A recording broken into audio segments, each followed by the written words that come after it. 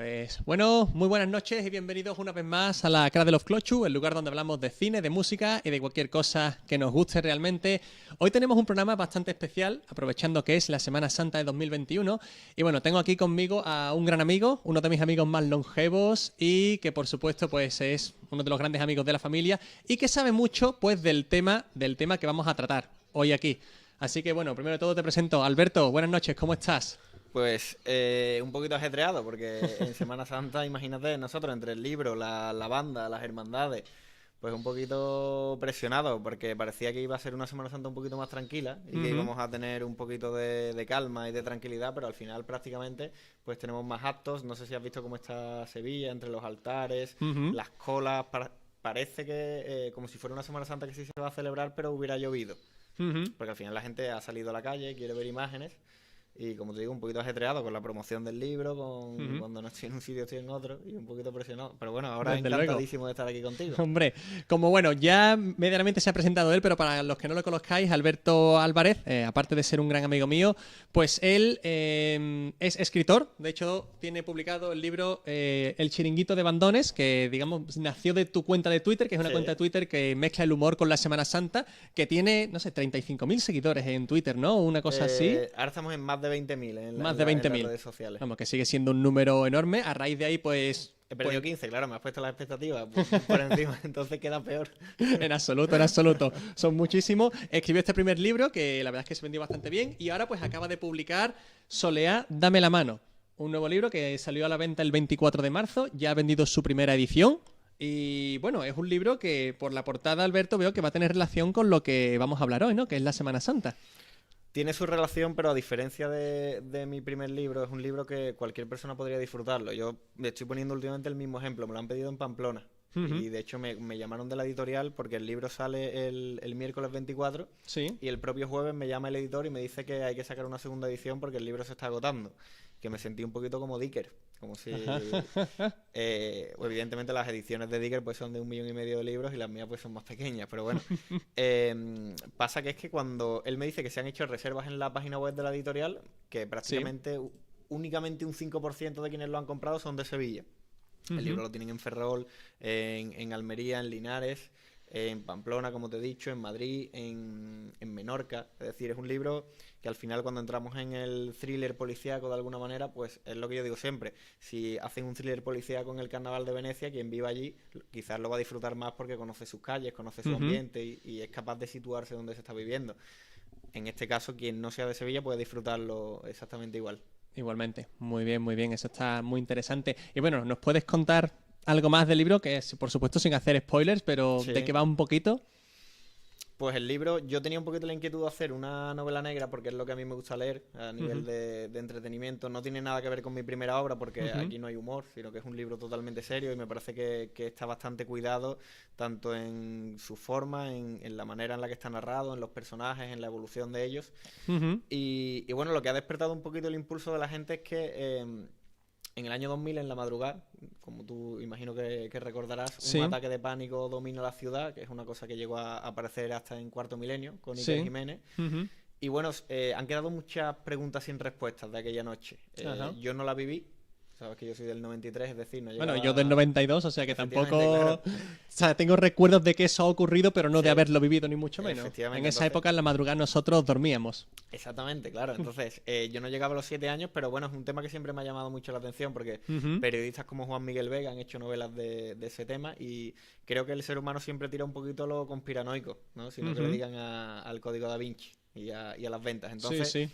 cuando en 2017 se repiten de alguna manera aquellos hechos, sí me coge a mí en la calle y además me coge ya trabajando en mi despacho de abogados. Entonces yo Que es el otro trabajo de Alberto, que también trabaja en un despacho de abogados y hace más cosas que comentaremos ahora. estoy Por favor, pluriempleado. continúa. Totalmente. Entonces, hay un punto en el que a mí, claro, me llama la atención los hechos desde el punto de vista profesional. Cómo se hace la instrucción, las piezas separadas, quién instruye, qué delitos estamos juzgando. Y se da mucha información y entonces yo hago una investigación conforme a la madrugada del año 2000, que es un tema que se había tratado muy poco. Tengo acceso a la instrucción, a testimonios de personas que estuvieron implicadas aquella noche y recabo una serie de datos reales que planto en este libro sobre el que yo construyo una ficción. Es decir, es parecido de alguna manera a lo que hace Arturo Pérez Reverte en Línea de Fuego. Es un contexto real en el que él coloca personajes ficticios que son quienes se enfrentan a esta situación. El libro está estructurado de una manera un poquito compleja porque yo marco el inicio en un disparo y a partir de ahí se retrotraen 3 historias. Una comienza una semana antes de ese disparo, una segunda comienza 12 horas antes de ese disparo y la tercera 30 años antes de ese disparo. O sea, Entonces, has mezclado aquí Pérez Reverte con Nolan, con Dunkirk. Aquí hay un pequeño toque de Christopher Nolan, que tú sabes, bueno, estoy en un programa que prácticamente el cine es lo que más habláis y lo que más lleváis. Sí, sí. Y le he querido meter ese punto porque a mí me gusta Christopher Nolan mucho, como tú sabes. Bueno, y también me gusta mucho Quentin Tarantino y su manera de... Sí, que de hecho Tarantino es el podcast que tenemos pendiente de hacer un poquito más adelante. De hecho, originalmente iba a ser nuestro primer podcast junto, colaborador, pero bueno, entre que tú estás liado y yo también, pues bueno, la Semana Santa ha caído antes y vamos a hablar de ello, pero hablaremos de Tarantino también, eso por supuesto. Sí, pero soy de alguna manera amante de esa manera de no narrar una historia de manera lineal. Entonces, con estos saltos en el tiempo, pues el lector, desde el capítulo 1 hasta el 15, en cada uno de los capítulos avanzará de manera paralela en esas 3 historias. Y pues que el que entre en soleá, pues que se sumerja en sus páginas, lo disfrute, la haga suya. Hoy me ha pasado una cosa bonita, que es que mi padre se lo está leyendo y hay una de las escenas, uno de los capítulos del libro que está ambientado en la calle Verde de Sevilla. No sé si la tienes en mente, es una calle bastante estrecha, uno de esos elementos que a mí me dan para una novela negra. Y lo estaba leyendo ayer y me ha dicho, y voy a acercarme porque hace mucho que no paseo por allí y el libro me ha despertado esas ganas de pasear por allí, y espero que todo el que lo lea pues tenga ese sentimiento de decir, cuando pase por cualquier calle que aparezca en el libro, que diga, mira, allí es donde el inspector Diego Aguilar hizo tal cosa. Totalmente, totalmente. Es muy curioso que has mencionado a tu padre, y para los que no lo sepáis, el padre de Alberto, Manolo, estuvo ya con nosotros aquí en la Cradle of Clochu cuando hicimos el especial de Bruce Springsteen. Es un hombre pues totalmente versado en lo que es la música del siglo XX. Tuvimos un podcast maravilloso con él y bueno, pues hoy lo vamos a tener. Estaba yo tras el telón viendo a Exactamente, estaba Alberto ahí detrás y hoy Alberto es el que está aquí delante.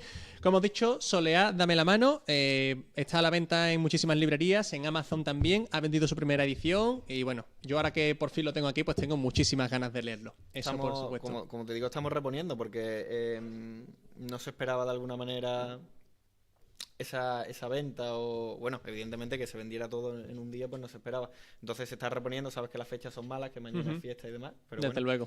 Desde luego que ha ido muy, muy bien. Seguro que ha ido muy bien. Mira, aquí en el público, Miguel Indart nos saluda desde Pamplona, a que lo has mencionado antes. Mira, para que veas. De hecho, no sé si será la misma persona que ha comprado el libro, porque es bastante activo en mis redes y demás. Y para mí es una alegría que tan al norte pues vayan a disfrutar de la historia de Diego Aguilar, que la verdad es que lo tiene bastante complicado y todo el que le ayude leyendo el libro pues le va a venir bien. Desde luego que sí, muchísimas ganas de leerlo. Pero bueno, después de esta introducción, vamos a hablar del tema que nos trae hoy, que es la Semana Santa. Alberto, tú tocas en una marcha de Semana Santa, ¿verdad? En una banda, claro. En una banda, perdón. En una marcha es lo que se toca, en la banda, perdón por... Toco en la agrupación musical Virgen de los Reyes, que lleva el nombre de la patrona de Sevilla, y estoy un poquito en shock contigo con que te hayas atrevido a meterte en esto, porque es un mundillo un poquito complicado y sé que aquí realmente está un poquito en arenas movedizas, porque si nos pusiéramos a hablar pues o de la música de Bruce Springsteen o del cine de Christopher Nolan, sé que estarías en tu salsa, pero aquí no sé cómo... Bueno, pero aquí hay dos elementos que juegan a mi favor. Uno es que el invitado eres tú, la estrella eres tú, entonces eres tú el que va a tener pues la voz cantante sobre este tema. Y segundo, como yo sigo en una introducción del programa que no es la más trabajada, creo que a lo mejor tengo que darle un par de vueltas de tuerca más adelante, pero siempre digo, hablamos de música, de cine y de lo que nos gusta, de lo que sea. A mí la Semana Santa me gusta, es una cosa, vamos, es una tradición que tenemos, bueno, en lo que es la cultura cristiana, sobre todo aquí en España, es donde está más arraigada, que me gusta muchísimo.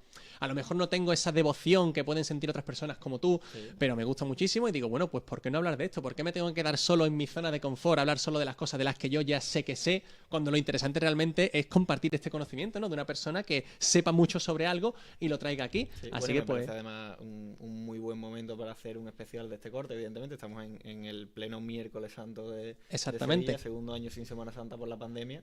Desde luego. Y me parece quiero decir que valoro que te atrevas a entrar aquí.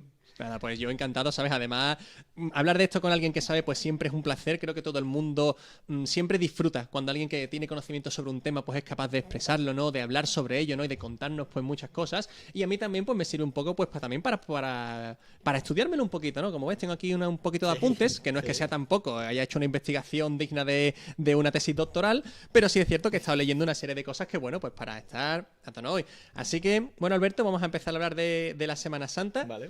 Y quiero empezar con una pregunta difícil y una pregunta también fuerte. ¿Qué es la Semana Santa para ti? Para mí, la Semana Santa, tal como yo la entiendo, es una fiesta totalmente popular, totalmente arraigada en el propio pueblo y en la manera de sentir de cada una de las personas que la viven. Y yo realmente, aunque quizás esto no debería ser así, creo que dista mucho de la propia religión, si me piden mi opinión. Es decir, yo comparto ensayos y conozco muchísimos músicos que no son creyentes, por ejemplo, he coincidido con algún profesor que ni siquiera era creyente y decía el día más importante es el día que sale mi hermandad, porque también ha tenido un carácter de tradición, un carácter familiar.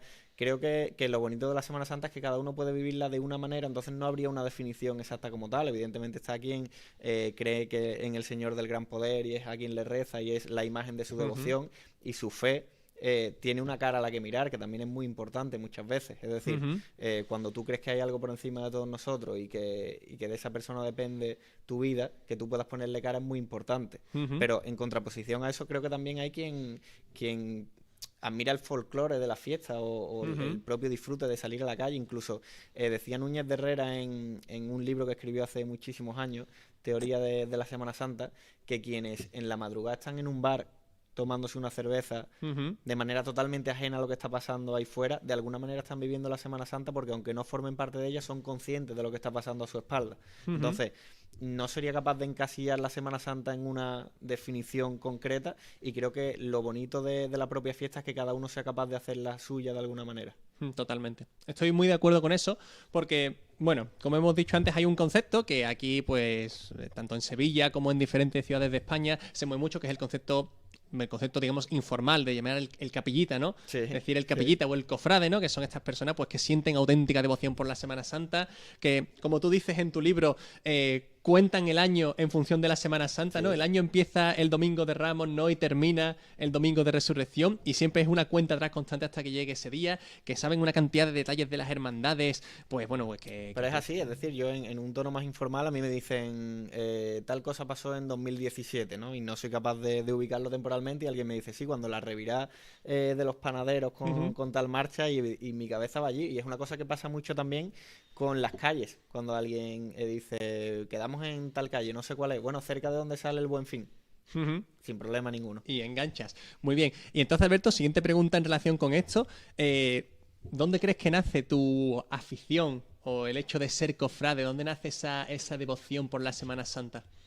Yo te diría que nace de mi padre. Realmente yo no llego a tener recuerdos de mi propia vida en los que yo no me sienta cofrade. Lo conté el otro día, que hace poco mi padre, que sabes que es una persona que le gusta grabar los viajes familiares y demás, sí. Estábamos a los pies de la Torre de Pisa. Tendría yo quizás 5 o 6 años, quizás, una cosa así. Y estoy imitando a un Cristo y estoy silbando Alma de Dios, que es una marcha que hoy, más de 15 años después, toco. Entonces yo no llego a tener recuerdos, entiendo que por tradición, por lo que he vivido en casa, por las cintas VHS que tenía en casa del correo, lo que he vivido toda la vida. Creo que es tradición familiar, de alguna manera, pero también creo que lo he sobrepasado con creces. Es decir, a mí es como si me plantaran una semilla y cuando esto ha brotado, pues el 15 de agosto estoy escuchando marchas en mi casa. Desde luego, fíjate, hablando de anécdotas, mi padre, que bueno, nosotros nos conocemos porque nuestros padres son grandes amigos de toda la vida. Bueno, y tu padre es mi padrino. Exactamente, y mi padre es su padrino. Aún. Totalmente, pues él me ha contado una anécdota esta mañana, me ha dicho que recuerda que siendo tú muy pequeño, pero muy muy pequeño, estamos hablando a lo mejor 2-3 años, no más, siendo realmente un mico, estabas haciendo el movimiento del Nazareno y ya intentando canturrear una marcha de Semana Santa, sí. O sea que incluso teniendo muy poca conciencia ya estabas asimilando lo que es la Semana Santa. A mí me ha pasado, se me acaba de venir a la cabeza, es una cosa que creo que no he contado nunca. Pero siempre cuando te plantean esta pregunta de si tu casa saliera ardiendo, ¿qué sería lo que salvarías? Y me pasó siendo muy chico un lunes santo quizás, que estaba yo en una mesa haciendo ese juego, ese querer imitar a un Cristo y demás, y un par de chicas me vieron, que eran bastante más mayores, y bueno, la madre de una de ellas era camarera de la Esperanza Macarena, que es la mayor devoción mariana de la ciudad de Sevilla, y recuerdo que me dijo que bueno, que le alegraba que la juventud viniera de alguna manera así, y me dijo que si salía en alguna hermandad, yo salía en el Cristo de Burgos, y me prometió que iba a romper un cuadro que le habían regalado a su madre, en el que le habían regalado un trozo del pañuelo de la Macarena, y iba a recortarme un trozo a mí, que podría ser una promesa que se hace de la nada en un momento dado en un bar. Claro.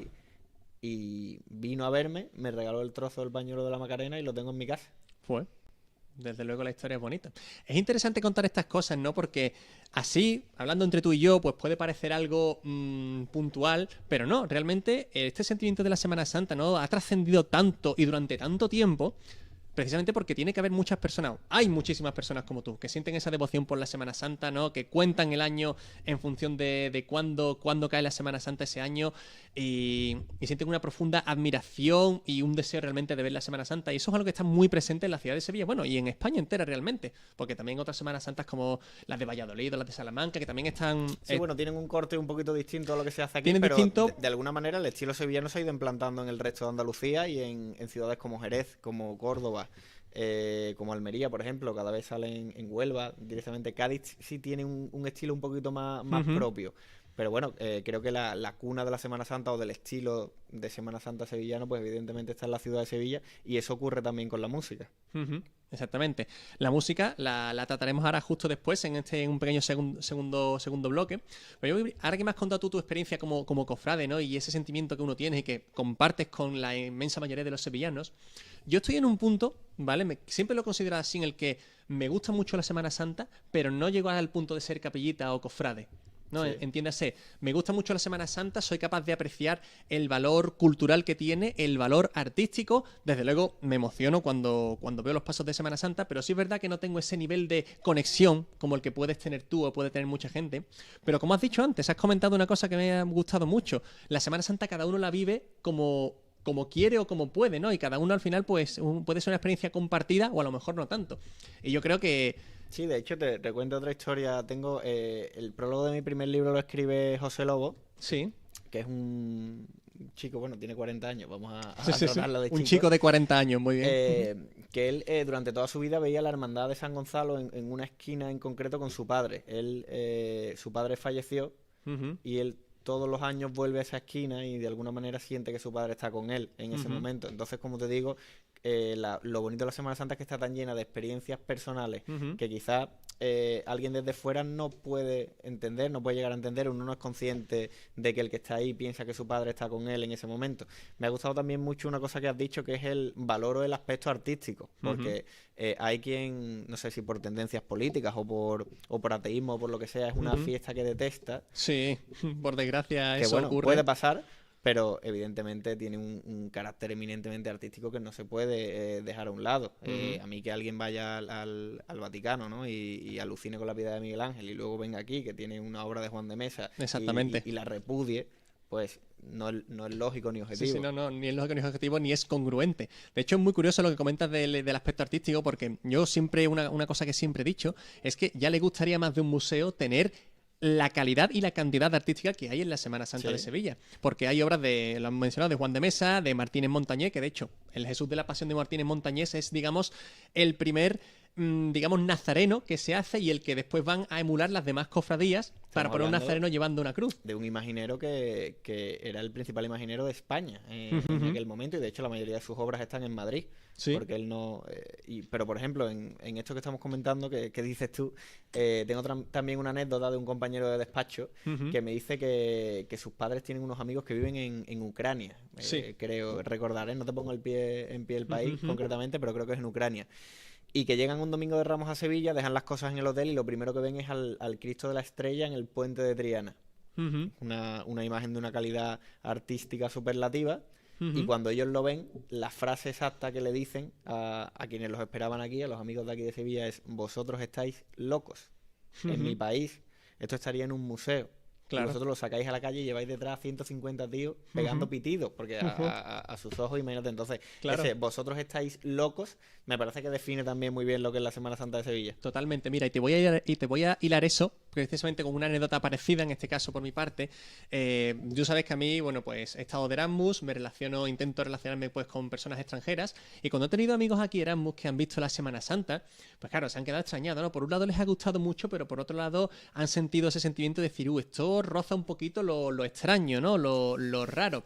Pero sin embargo hay una situación que me llamó mucho la atención tanto a mí como a mis amigos extranjeros, y es que el hecho de, bueno, tenemos la fama en España y sobre todo aquí en el sur de ser ruidosos, ¿no? De estar siempre, querer siempre juerga, querer siempre cachondeíto, no saber callarnos, y sin embargo pasa el gran poder por la Plaza del Triunfo y puede haber perfectamente allí 2.000, 3.000 personas y todas en silencio. Y eso es un efecto y una situación que uno ve y que realmente sorprende. Decir, o sea, que realmente estos que hacen tanto ruido son capaces de estar en silencio cuando pasa una cofradía, ¿no? De cerrar todos la boca y admirar lo que está pasando justo en ese momento. Y eso... Claro, y lo bonito además es que de entre esas 3.000 personas hay personas de todas las clases y condiciones posibles, y cada uno con sus pensamientos, con sus ideas políticas, con sus ideas religiosas, pero entienden el respeto que nace del propio pueblo a la que en Sevilla entendemos que es la imagen de Dios. Exactamente. Y eso. Hago en Soledad Dame la Mano una reflexión sobre la fe que me parece bastante bonita y que creo que a ti a nivel personal además te va a gustar bastante. Sí. Y si alguien pues se lee el libro, además es una reflexión totalmente sobre la fe y ahonda un poquito en esto, en cómo cada uno puede acceder a Dios de una manera distinta, viniendo de caminos totalmente separados, cómo todos pueden encontrarse en el mismo punto atendiendo a las circunstancias de cada uno. Desde luego que sí. Vamos a seguir con esto. Estamos hablando del componente artístico de la Semana Santa, Alberto, y claro, tenemos diferentes representaciones de diferentes momentos de la Pasión de Cristo. Sí. Quiero preguntarte, ¿tú tienes alguna favorita? ¿Tienes alguna imagen o alguna cofradía que te guste especialmente? Bueno, claro, yo soy... mi hermandad es Jesús Despojado. Sale el Domingo de Ramos.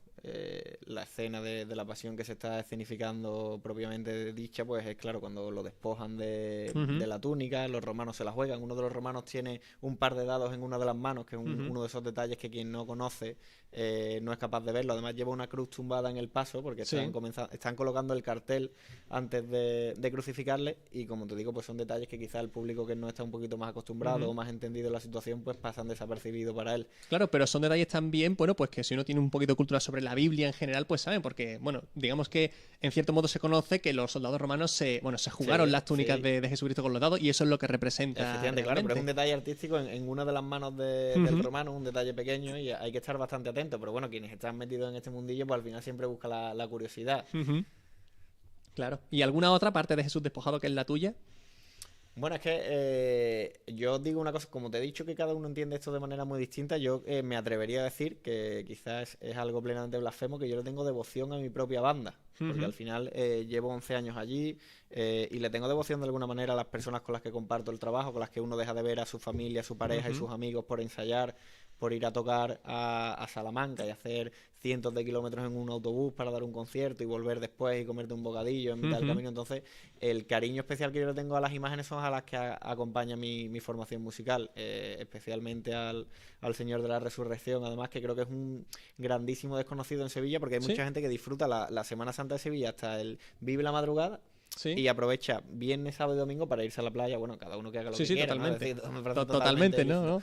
Pero creo que entre los propios cofrades, no te voy a hablar de falta de respeto, porque evidentemente cada uno hace lo que quiere, pero entre los creyentes sí estamos hablando de que hasta ese momento estamos hablando de una persona excepcional, quizás como profeta. Sin ese momento, sin esta hermandad, pues estaríamos hablando de una persona más, como otros tantos profetas que ha habido.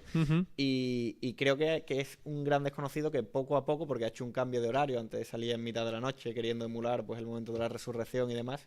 Creo que se le está conociendo en Sevilla y es además un momento histórico. El Domingo de Resurrección para nosotros es probablemente de los días más bonitos del año. Totalmente. Además, verás, el Domingo de Resurrección es cuando, digamos, está el origen de toda la Semana Santa, porque el Domingo de Resurrección es cuando, digamos, se establece la Pascua cristiana, diferenciándose de la Pascua judía, y es en el año 325, ¿no? Cuando en el Concilio de Nicea, cuando realmente se establece, ¿no? Que el Domingo de Resurrección ¿vale? Que va a ser el domingo, bueno, que es o que proviene del primer domingo de la primera luna llena de primavera. Sí, que es la luna de Paracebe. Exactamente, es cuando se establece pues que se va a celebrar la Pascua cristiana y a raíz de ahí, ¿no? De esa decisión en el concilio de Nicea del 325 es cuando empiezan a hacer la celebración de la Pascua cristiana y que posteriormente pues va a ser la Semana Santa. Claro, pero para eso habría que ahondar en el tema ya de la fe o de a qué nivel de practicantes cada uno, porque como te digo, estoy plenamente seguro de que si a determinadas hermandades se quitase el Cristo del misterio y apareciera el misterio únicamente con romanos y con gente que están maltratando al que se supone que es la persona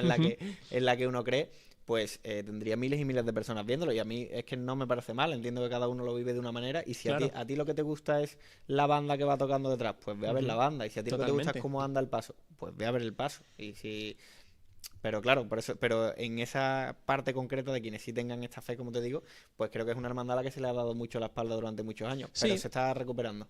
Yo que me alegro, porque además, voy a ser sincero, yo la resurrección no la he visto nunca. Pues claro, cuando era pequeño iba a las sillas, yo siempre hemos ido a las sillas de allí en Semana Santa, delante de la catedral, claro, un domingo a las 9 de la mañana era difícil. Claro, pero es que se la ha maltratado desde la propia ciudad, porque era la única hermandad que no entraba en la nómina de las sillas, y se quitaban las sillas, y prácticamente la hermandad pasaba en mitad de la noche mientras se escuchaban los golpes de las sillas de madera cayendo en los camiones, y esa falta de respeto de la propia ciudad, que sí la tenía de manera indiscutible, más allá de que cada uno quiera hacer lo que quiera, desde luego el respeto desde las propias autoridades sí tiene que estar. Y desde hace unos años para acá pues cambió el horario y se mantienen las sillas. Qué bien, yo que me alegro por eso, a ver si algún año pues consigo verla, porque yo además sabes que como los últimos años he estado viviendo fuera y eso pues he tenido dificultad para poder ver el resucitado, pero desde luego quiero hacerlo.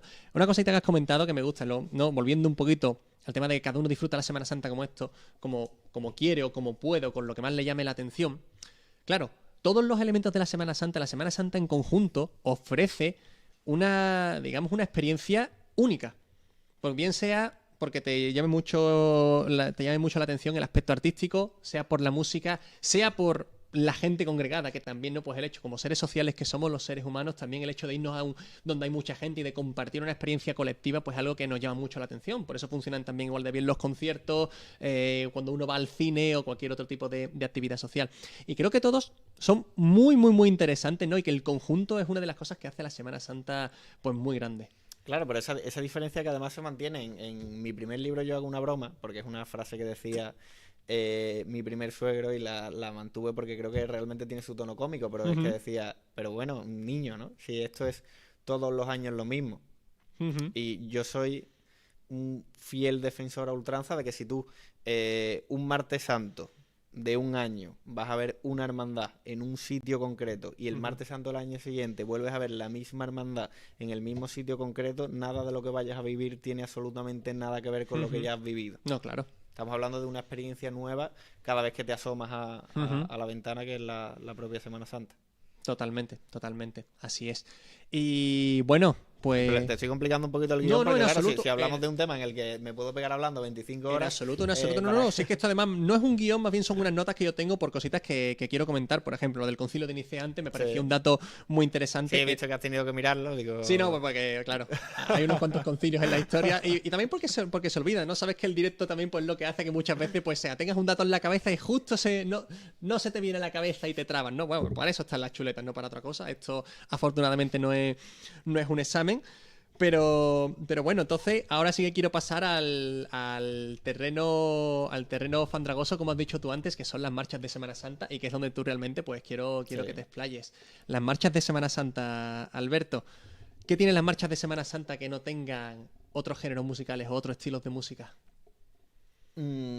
Pues te diría que nada, porque yo soy una persona que es, a nivel musical, soy la persona que yo mismo conoce, es decir, que quizás esto pueda quedar un poquito feo, pero que menos prejuicios musicales tiene a la hora de escuchar música. Es decir, si tú ahora mismo cogieras mi móvil y abrieras mi lista de Spotify, pasamos muy rápido de los Beatles a Dani Martín a la agrupación musical de la Encarnación. Es decir, que es simplemente un estilo de música más como a quien le guste la música clásica, a quien le guste el pop, a quien le guste el rock o a quien le guste las marchas de Semana Santa. Es un estilo que ha evolucionado muchísimo. Te diría que la propia Semana Santa no tiene nada que ver, la propia música, ya hablando siempre de música de Semana Santa, no tiene nada que ver la de 2021 con la de 2011.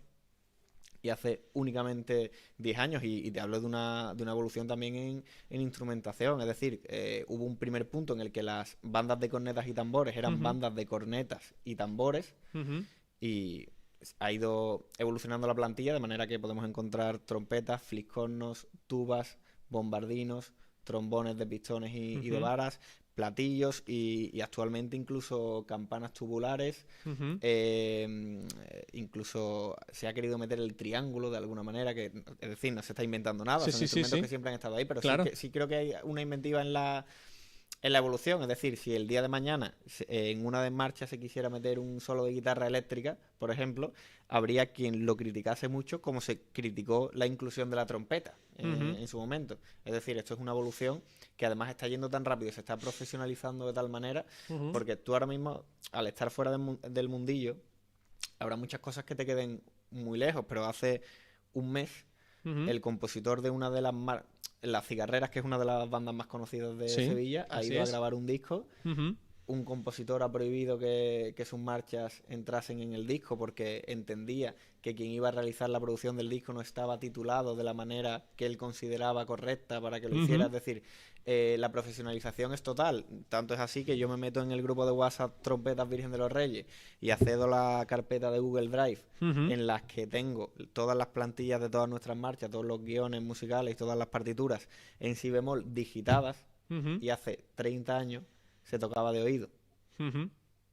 Estamos hablando de piezas y de personas incluso que componen ya con estudios titulados y que tratan de hacer una evolución, y de que las bandas de Semana Santa a día de hoy no están únicamente encasilladas en la música de Semana Santa. De hecho, igual a ti te llama la atención, pero en este disco que te estoy hablando de las Cigarreras se interpretan música de Michael Jackson. Música de Michael Jackson, sevillanas, la banda sonora de Rocky. Es decir, es una fanfarria, o sea, ahí los vientos metales pues tienen su cabida, desde luego. Claro, tú tienes al final un conjunto musical que demuestra que es flexible o camaleónico, y que yo puedo interpretar lo que yo considere. Hoy, miércoles santo, un grupo de metales de Virgen de los Reyes en concreto, en una de las iglesias de Sevilla, en San Vicente, ha interpretado una serie de piezas musicales de capilla musical compuestas para viento madera, y se ha hecho con viento metal porque uno es flexible y puede dar lo que considere. Y como te digo, estamos hablando de... hay un artista que es el señor Gañán, que no sé si lo conoces, que combina de hecho el pop con la Semana Santa. La evolución es tal que tú dices, ¿qué tiene que no tenga otro género de música? Nada, pero es evidente que es ya un género de música que se ha abierto su camino, y que aunque sea sacando los codos, a día de hoy es un género como tal. Claro. De hecho, Spotify, que quizás es una manera moderna de decirlo, pero lo reconoce como tal. Desde luego. ¿Qué necesita una composición nueva para que suene en la Semana Santa? Pues el problema es que la facilidad de composición, porque ahora la mayoría de las marchas, por no decirte todas, se componen a ordenador. Hay un programa que se llama Sibelius, en el cual, tal como tú vas colocando las notas en el pentagrama, te va haciendo una orquestación de la marcha. Tiene un sonido a través de una caja, bueno, temas informáticos en los que yo no me meto, pero bueno, está parcheado de alguna manera, de forma que cuando tú pones una nota en el trombón, pues suena trombón, y si yo te enseñara obras aquí, parece que estamos hablando de una orquesta y es un ordenador el que está sonando. Como todo, esa facilidad para acceder a algo hace que muchas veces ese algo en concreto pierda calidad. Entonces, se estrenan muchísimas marchas y muchas muy malas, porque esa facilidad a la hora de acceder. Entonces, dentro de la evolución estamos en un punto en el que se ha tratado de subir el listón, de filtrar de alguna manera de forma más coherente, y pues ahora creo que estamos en un punto de composición muy muy bueno, y que se están encontrando auténticas obras de arte. En las Cigarreras, por ejemplo, Cristóbal López Gándara tiene una tetralogía en la que cada una de las 4 marchas está dedicada a uno de los tribunales por los que pasó Jesús. Se llaman ante Anás el Hijo de Dios, ante Herodes el Hijo de Dios, ante Caifás y ante Pilatos. Y hay una explicación musical de por qué se está haciendo cada una de esas cosas en cada momento. Claro. La banda de las Tres Caídas tiene una marcha dedicada a la Hermandad de la Trinidad, y para representar ese misterio de la Trinidad en la propia marcha, la marcha se toca en 3 tonos distintos, de manera que cada uno de ellos es una de las representaciones de Dios Hijo, Dios Padre y Espíritu Santo. Es decir, estamos en un punto de evolución. La última marcha que ha estrenado Virgen de los Reyes es Vida, y tiene una pequeña adaptación de la Primavera de Vivaldi. Es decir, quizás haya mucha gente que todavía no sea consciente de que esto está pasando y Claro. se crea que lo que se toca detrás de, al final son pitos, de alguna manera, pero la profesionalización es tal y el trabajo es tal y cada día más gente con estudios musicales y con ganas de aportar mucho está tan metida que para mí, entre el mejor de los cantantes de cualquier género y la mejor de las bandas de nuestro género, no hay diferencia en el trabajo que se hace. Exactamente. Pero estas marchas nuevas suenan detrás de los pasos, han sonado detrás de los pasos en los últimos años. Claro. De hecho, va un poquito en función del corte de la hermandad o de la tradición de la hermandad. Es decir, tengo que concretar un poquito aquí, pero bueno, el Misterio de la Amargura de las Tres Caídas, ellos que tienen un repertorio de unas 75, 80 marchas, tocan 13. Y son las mismas 13 que tocaban en 1980. Claro. Y van a ser las mismas 13 que toquen en 2046. Porque es una hermandad que quiere afianzarse en eso, que es lo que entiende que es la música de Semana Santa. Y como te digo, como cada uno lo vive de una manera, exactamente, pues lo respetamos. Sin embargo, al día siguiente, la misma banda va a tocar a la Hermandad del Polígono San Pablo y en cada lugar importante pues se trata de hacer, se ha llegado a hacer estrenos en directo detrás del paso diciendo aquí es donde va a estar, vamos a grabarlo en directo para YouTube y mientras más moderno mejor y mientras más sorprenda mejor y mientras más silencios, más efectos, más campanas y más todo tenga, porque de nuevo nos encontramos que ese es el carácter o esa es la idiosincrasia de la Hermandad del Polígono San Pablo y cada uno lo vive a su manera. Desde luego, muy interesante esto que comentas. Alberto, yo ahora tengo, por tema de este tema siempre de los derechos, es muy difícil a lo mejor retransmitir, aunque según he estado viendo las marchas de Semana Santa, de momento te permiten un poquito de retransmisión. Después voy a poner una que es mi favorita, pero antes de poner yo la mía, que también además es una de las más típicas, quiero preguntarte a ti si me puedes dar algunos nombres de marchas que sean las que a ti más te han tocado el alma. Pues la marcha que más me ha tocado el alma es La Esperanza de María, de Alejandro Blanco, la toca Virgen de los Reyes. Es una marcha que tal como yo la escuché me entró del tirón y a todo el mundo le ha entrado a la primera, que es muy importante, como en cualquier género musical, la primera escucha, si ya te entra, evidentemente estamos delimitando. Es una de esas marchas que uno trata de escuchar lo menos posible para que ese efecto de canción favorita no se le acabe nunca. Pero bueno, marchas como Vida, que también es de Alejandro Blanco, que es la que te digo que hace un guiño a la primavera de Vivaldi. Salud para los enfermos, de Javier Cebrero Arias, que nos la han pedido hasta la saciedad, porque también es muy efectista, tiene un toque final con liras o xilófonos que es bastante espectacular. Y me quedaría con esas tres ahora mismo. Te diría que si alguien que nos está viendo quiere dar un pasito y escuchar una marcha, o alguien que no esté metido en el mundillo, porque te digo que quien esté, las tres de las que te hablo las ha escuchado claro, seguro. por supuesto. Pero si alguien... No, y seguramente mucha gente las habrá escuchado también, solo que a lo mejor no es capaz de ponerle el nombre, de decir, vale, esta es esta, pero si la escucha a lo mejor sí la reconoce. Sí, pero si nos está viendo alguien que no haya escuchado o que no tenga conocimiento sobre el tema, yo le recomendaría que buscara ahora mismo en YouTube o en cualquier plataforma Vida de Virgen de los Reyes, y creo que se va a quedar totalmente impresionado con lo que se está haciendo a día de hoy. Desde luego, muy interesante. ¿Y cuál es la tuya? La mía, a ver, la mía es una de las más típicas, es La Madrugada. Sí.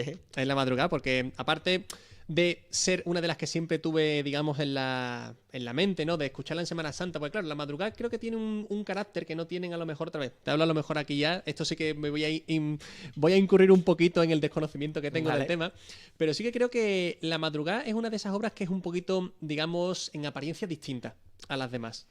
Porque podemos tener, por lo menos, las marchas de Semana Santa, y te hablo también desde mi perspectiva, que siempre las he visto en la catedral, ¿vale? Que la catedral, digamos, sí que a lo mejor puede ser un sitio donde se tocan... Bueno, tú has escuchado el himno nacional 250 millones de veces. Exactamente, y con todas las pequeñas variaciones que le hace cada banda para reconocerlas todas, exactamente. Entonces, pues, las marchas que se suelen tocar allí, pues bueno, creo que son las más genéricas. Sí. ¿Vale? Sí. Creo que todas tienen unos patrones, ¿no?, que comparten, Pero ¿no? todo eso tiene una explicación, es decir, cuando las hermandades salen de la catedral, las que giran a la izquierda, sí, a escasos 100 metros, quizás menos, está la Cuesta del Bacalao, que es uno de los momentos más espectaculares de todas las hermandades. Entonces, la banda se literalmente reserva para tocar marchas de ejecución mucho más complicadas y mucho más efectistas ahí. Claro. Entonces, esa es la explicación de que cuando una banda sale de la catedral toque marchas de un corte más genérico y más sencillas. Pues por eso hablando desde mi perspectiva de haber estado expuesto siempre a las bandas más genéricas, La Madrugada es la que siempre me llamó más la atención, la que me parecía menos genérica de todas. Creía que me lo ibas a decir porque, como te digo, hay explicaciones detrás de las marchas. Abel Moreno, que es el autor de La Madrugada. Exactamente, que de hecho, fíjate, tengo aquí este disco, sí, que de además Feria lo tenemos firmado. O sea, está firmado, tenemos aquí el autógrafo de Abel Moreno. Pues él tiene una explicación de la marcha y si tú la escucharas no volverías a escucharla de la misma manera, porque en La Madrugada se juntan 6 melodías y cada una de las 6 corresponde a una de las 6 hermandades de La Madrugada y a su carácter. La marcha empieza con unas campanas que son la salida del silencio, se van incluyendo melodías, la parte bonita del medio se juntan la melodía de la Esperanza Macarena y de la Esperanza de Triana, que son diferentes entre sí, pero concuerdan musicalmente entre ellas. Qué bueno. Y luego entra la corneta por arriba, que señala la hermandad de los gitanos. Cuando se ha vivido todo eso, la marcha para de golpe y vuelven a sonar las campanas del inicio porque está entrando el silencio. Es decir, es una marcha descriptiva, que es lo que pasa con Soleá dame la mano, que tiene su historia también, la compone Fondeanta, que va a ver la Esperanza de Triana en la antigua cárcel del Pópulo, que es actualmente el mercado de allí, de Pastor y Landero, y uno de los presos le canta una saeta a la Virgen en la que le dice: Soleá dame la mano, que tengo muchos hermanos huérfanos de padre y de madre. Soleá dame la mano entre las rejas de la cárcel. Entonces, son marchas descriptivas y creo que cuando uno accede a la historia que hay detrás, evidentemente no vuelve a escucharlas de la misma manera. Te voy a pasar la explicación de Abel Moreno porque si ya te gustaba, ahora te va a gustar el doble. Con lo que has contado me ha parecido un dato interesantísimo. Además porque si ahora una vez lo comentas, dices, claro, tiene todo el sentido del mundo, pero en el momento que la estás escuchando no te paras a pensarlo, sino música, es una cosa... Más. Exactamente, bueno, es música, pero verás tú, digamos, si uno lo ha escuchado con cierto, digamos, escuchándolo activamente, sí que puede notar, ¿no? Que, bueno, pues que tiene sus partes diferenciadas, ¿no? Que tiene melodías que van encajando, pero claro, encontrar en la explicación, pues algo súper interesante, vamos, son el tipo de detalles temporalmente, que a mí me encantan. Cada una de las melodías va con un carácter, la parte más alegre corresponde a las hermandades de capa de La Madrugada.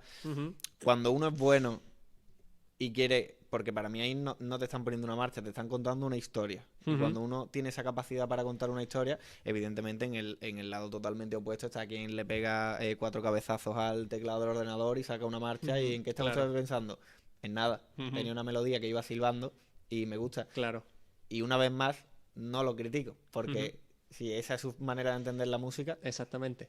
Pues fíjate, ya que hemos hablado de La Madrugada, me voy a permitir el lujo de poner un extracto de La Madrugada, ¿vale? Para las personas que nos estén viendo y oyendo. Espero que no me chapen la retransmisión, porque a veces lo hacen, pero bueno, hay que arriesgarse porque después de la explicación que has dado y bueno, y de cómo suena La Madrugada, creo que merece la pena escucharse. Así que, señoras y señores, con todos ustedes vamos a escuchar un extracto de La Madrugada.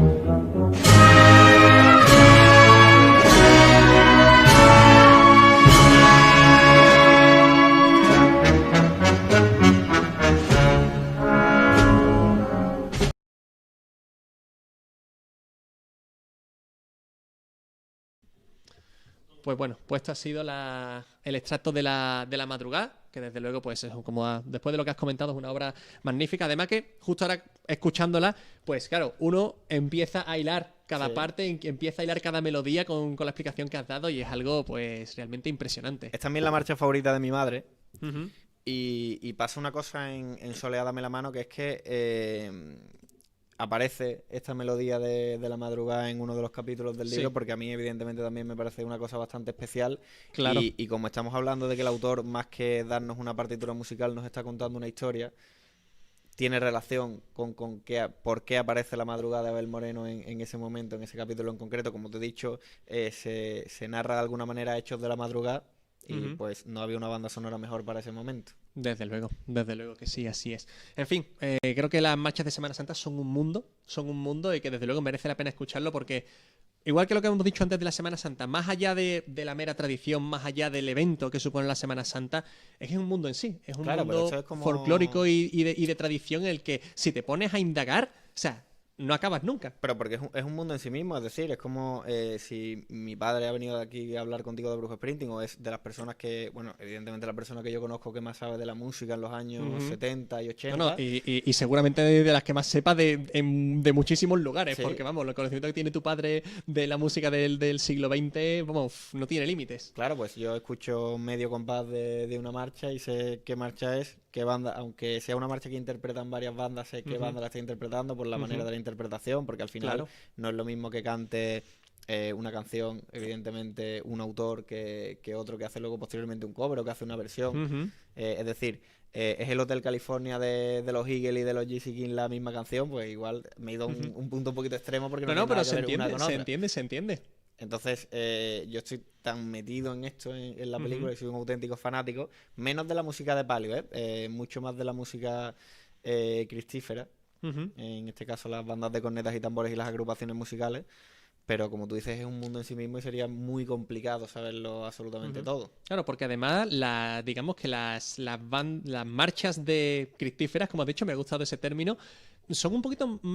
¿Piensas tú que son más desconocidas que las de Palio? No, Porque las. pienso exactamente lo contrario, Sí. porque el fanatismo de la gente joven o esta nueva ola musical es que dentro de este propio mundo hay dos mundillos muy diferenciados, porque los músicos de bandas de palio, Ujú, de bandas de música o de plantilla completa, como se las denomina, en su mayoría son profesionales.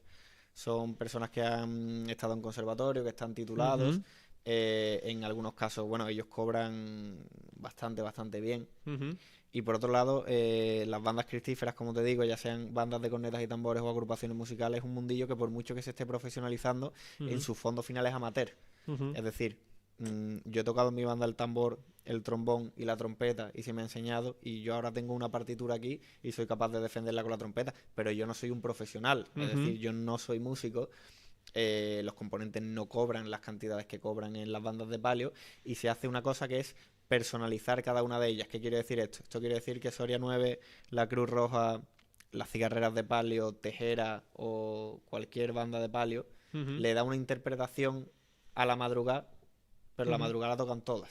ujú, El repertorio de Virgen de los Reyes es el repertorio de Virgen de los Reyes y si tú quieres escuchar Vida, como te he comentado, tienes que sí. escuchar a Virgen de los Reyes y si quieres escuchar Costalero del Soberano, que es otra muy conocida, tienes que contratar a las cigarreras. Es Ujú, decir, yo tengo mi mundo, yo tengo mi manera de entender la música y tú tienes la tuya. ujú, Entonces, hay clásicos, marchas de los años 80 sobre todo, que comparten y son común a todas, pero que ujú. tienen mucho menos peso en el repertorio. Entonces, realmente, dentro del propio mundo son maneras de entender la música cofrade totalmente opuestas. Te Ujú, digo más, un músico de una banda de Cristo lo que quiere es tocar en la Semana Santa de Sevilla ujú, y muchas veces un músico de una banda de palio prefiere salir a un pueblo si el contrato es económicamente mejor. ujú. Se entiende la analogía, por supuesto. Y dime, Alberto, entre las diferentes bandas, las diferentes agrupaciones, entiendo que puede haber un poquito de rivalidad también, ¿no? Sí, claro, plenamente, un poquito no, muchísima. Muchísima. Pero no te imaginas a qué punto. De hecho, el primero de mis libros nace de eso. Ujú, Pero muchísima. Te estoy hablando ujú, de muchísima. Y bueno, en algunos momentos pues se ha pasado incluso la raya de lo moral, de lo ético o de lo legal incluso ujú, en estos piques. Pero bueno, evidentemente cada uno es consciente de cuál es la banda rival de alguna manera, ¿no? De cuál ujú, es el estilo al que yo me contrapongo y pues por tocar en Sevilla o por coger una hermandad y que ujú. donde uno disfruta, pues se han hecho auténticas barbaridades, pero Vaya, auténticas barbaridades, claro. Vaya, hombre. Es que parece un poquito, ¿no? Que esto del el tema de tener un oponente, ¿no? Y de, digamos, responder a una dicotomía, pues está presente. Bueno, creo que en España, ¿no? Sí, pero También aquí en Sevilla. Y más en Sevilla. Por supuesto. Aquí, por ejemplo, tenemos la dualidad, ¿no? Esperanza Triana, Esperanza Macarena. Sevilla-Betis. Sevilla-Betis, por supuesto. Y creo que eso está presente porque, claro, si yo cobro de esto, si yo vivo de esto es mi trabajo. Claro. Yo no vivo de esto. Ujú. Y me mato literalmente por esto. Ujú. Entonces, ¿en qué lo convierte? En mi hobby. Y cuando uno vive esto como un hobby, la rivalidad siempre lo hace más divertido. Yo creo que en el fondo de todo no hay ningún tipo de maldad, evidentemente. De maldad. Pero cuando tú... además, yo siempre he sido un fiel defensor de que los sentimientos negativos son más fuertes que los positivos. Entonces, cuando tú... Es interesante ese debate. Entonces, cuando tú, como te digo, el día de la cabalgata no estás con tu familia, estás ensayando en verano porque te ha salido un concierto o sale un San Antonio en no sé dónde yo quiera tocar, cuando tú le dedicas todas las horas, todo lo que tienes, todo tu cariño y absolutamente hasta lo que eres, siempre será más divertido si eso puedes convertirlo en una competición y dar tú el máximo de manera que trates de ser mejor que el otro. Sí, desde luego la competitividad siempre, digamos, que es lo que te motiva, lo que te ayuda a ser mejor, desde luego. Sí, y se ve en muchísimos aspectos. Hay hermandades en Sevilla que han cambiado de banda una por la contraria y se ha luchado por recuperarla. Es una cosa un poquito de un mundillo, claro, yo te lo cuento a ti y quizás desde fuera te pueda parecer ridículo, pero bueno, no, en absoluto. También está aquí en un Sevilla-Betis, pues se le puede ir la vida también. O, sí, no, por supuesto. O en cualquier circunstancia. Yo creo que todo con rivalidad es más bonito y más si es un hobby. Desde luego. Yo a lo mejor no estoy tan de acuerdo con eso, con la de la rivalidad. Entiendo que si es una rivalidad sana, pues evidentemente pues es llamativa. Porque bueno, yo hago muchísimos comentarios sobre determinada formación, que no voy a decir ahora mismo, pero en mi círculo cercano los hago. De lo peor que te puedas imaginar. No te estoy hablando de una bromita. No. Si yo sé lo que tú dices del Betis. Si yo sé lo que tú dices del Betis, o sea que no me sorprendería en absoluto. No te hablo de una bromita, te hablo de ir a saco y de decir, parto esta pared con lo que estoy diciendo. Y luego vamos a cualquier concierto y esa formación está allí. Es que yo tengo amigos en todas, en absolutamente todas. Entonces cojo, acabo de tocar yo, acaban de tocar ellos y me tomo una cerveza en el bar o en el ambigú de la propia banda y tenemos las fotos más bonitas que se ven de los músicos de Sevilla, ¿no? Que son las de muchos músicos de diferentes formaciones que entre ellas tienen esa rivalidad y la sensación es yo quiero quitarte el paso, yo quiero tocar aquí y yo quiero que tu marcha salga mal y me alegro si te equivocas en el solo, pero eres mi colega. Claro.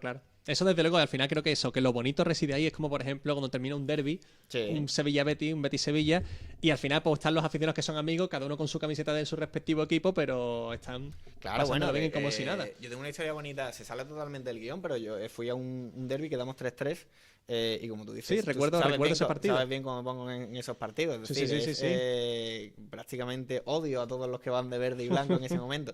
Y tal como acabó el partido, uno de mis mejores amigos que es bético fue el que vino a recogernos para que nos fuéramos de allí. Evidentemente, si no se quedara ahí, pues no estaríamos hablando de un hobby, estaríamos hablando de un problema. Exactamente.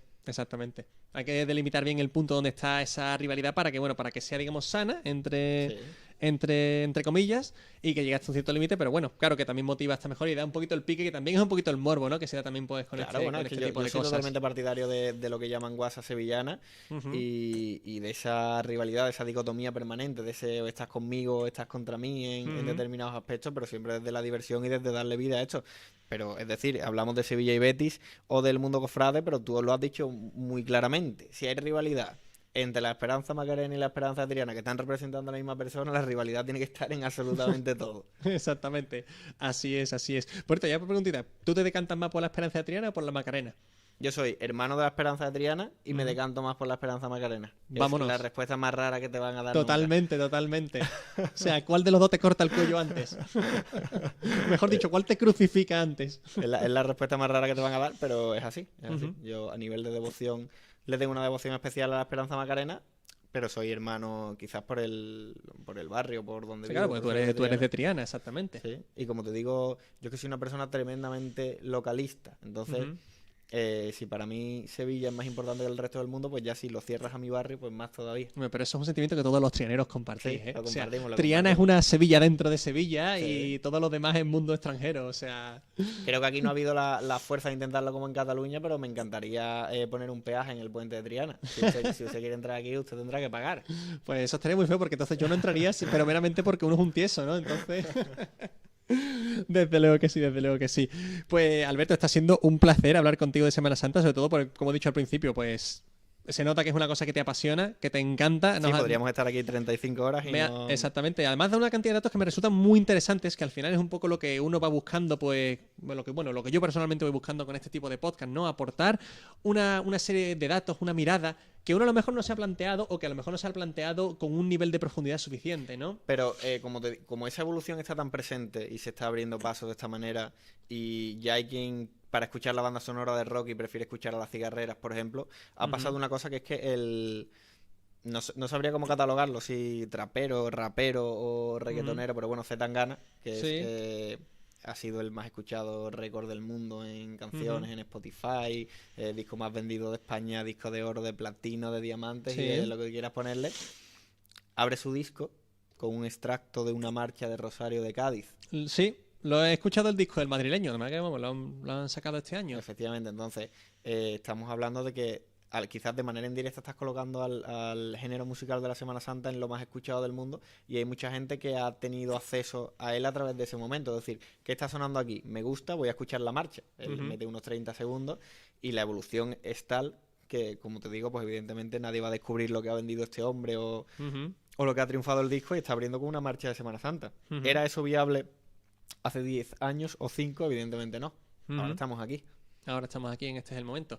Y bueno, Alberto, ya por ir cerrando, ¿cuál es el pronóstico que hay para los próximos años? O sea, ¿se espera que con el coronavirus ya se nos haya ido el año que viene, que el año que viene podamos volver a ver pasos? Hombre, yo espero que sí, porque si no me voy a acercar al Leroy Merlin y voy a pedir una soga y una viga que aguante mi peso, porque yo no me veo en la capacidad de aguantar otro año. Nosotros tocamos el Domingo de Ramos, hace 4 días. La hermandad nuestra de Jesús Despojado tuvo el detalle de abrirnos la capilla para que nosotros dentro, evidentemente con todas las medidas de seguridad, las distancias y absolutamente todo, pudiéramos tocar un grupo reducido. Nosotros somos 150, evidentemente, claro, pues un grupo bastante reducido, pero pudiéramos tocar varias marchas allí. Y va a pasar lo mismo el Domingo de Resurrección, porque nuestras hermandades al final son conscientes del cariño y del trabajo que hay a lo largo de todo el año. Han pasado situaciones que se meten un poquito ya en mi mundillo legal, que es que cuando se canceló la Semana Santa del año pasado, hubo hermandades que entendieron que no había que pagarle a la banda porque la banda no había actuado. Sin embargo, para que yo actúe en ese momento en concreto, tengo que hacer un trabajo y una preparación previa. Claro. Entonces, creo en los ensayos típicamente, claro, que se llaman. Los ensayos, pero que el ensayo es diario, que cualquiera que... hay mucha gente que va a ver un paso y se cree que la banda está detrás porque tiene que estar, pero que el ensayo es diario. Pero diario desde finales de agosto y hasta finales de julio, que estamos hablando de un trabajo. Entonces, creo que vamos a salir porque creo además que la ciudad lo necesita. Sí. Estamos hablando de tanto a nivel de hostelería, bueno, y de pequeños comercios y de incluso quien vende zapatos. Mi primo tiene una zapatería infantil y evidentemente pues todos esos zapatos para vestir a niños, para la... Claro. Creo que la ciudad lo necesita, lo necesita pues, a nivel económico, a nivel de comercio, de sus autónomos, de gente que trata de trabajar. No te hablo de que lo necesite Zara, desde luego. Claro. Pero evidentemente pues hay una serie de empresas que sí. Y creo que quizás mantener la situación así, ahora que parece que se está implantando un poquito la vacuna, sería casi más peligroso que no hacerlo. Además nos están llegando imágenes de ciudades como Madrid en las que prácticamente se está haciendo lo que se quiere y creo que no de ninguna manera podemos seguir así. Quizás no va a ser la Semana Santa que conocemos, habrá más aforamientos, habrá en determinadas... Ya es una cosa que se estaba implantando por temas de seguridad, pero evidentemente se van a aforar algunas calles, habrá una cantidad máxima de personas, o así lo entiendo yo, pero a la calle tendremos que salir. Desde luego que sí, desde luego que sí. Es curioso porque hemos empezado hablando, ¿no? Pues que llevamos 2 años de parón en Semana Santa. Y la Semana Santa, desde que empezó a darse, por lo menos la de Sevilla, ha tenido muy pocos parones realmente. Sí. Esto es una cosa que he buscado antes. Y... Guerra civil, ¿no? No, en la guerra civil, pero realmente el primer parón fue un parón de 5 años, de 1820 a 1825 por la invasión francesa, porque se temía mucho. Ese es el único parón que se ha registrado como tal. Y después en la Guerra Civil, pues fue en el 32, cuando, digamos, todas las cofradías dijeron que no salían por miedo a las represalias que pudiera haber en la calle, porque era un momento de tensión muy elevado.